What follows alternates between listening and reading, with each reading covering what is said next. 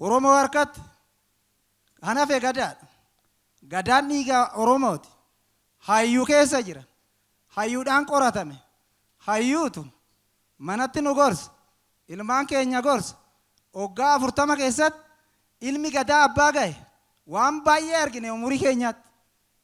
Egaa amma achi biyya hayyuun jirutti tuulamni Oromoon hayyoota qaba. Hayyuurraan waa qoran, waan badees, waan hanqates, waan yaa'iin dabre warri beelbaa hojjetan hojii gurguddoodha. Finfinnee keessatti abbaa malkaa bakkatti deebisan.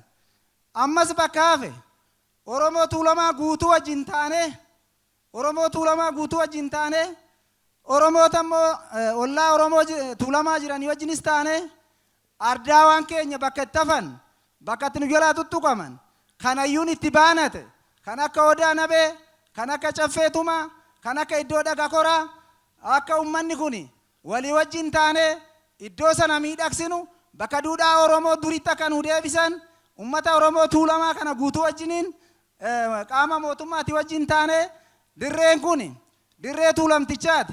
Amma baay'ee bakka maasaa keessa baane barreen gaddaa gaafa Odaa Nabee godaan humni gadaa tokko qofaanii miti.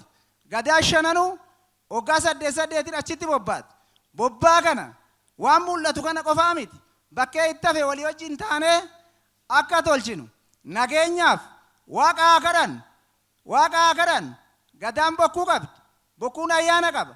Mana hundattuu hayyuu jira. Waaqatti ganaa keenya garaa keenya kadhannee yaa Rabbi nagaa nuu buusi jecha yaadaan wal bira jiraannee wal utumne gadaa kana fullaasnu kana jechuun barbaadee waan baay'ee immoo booda wajjin jirraa noof oolcha ijaa qalbirraa nu hambisa.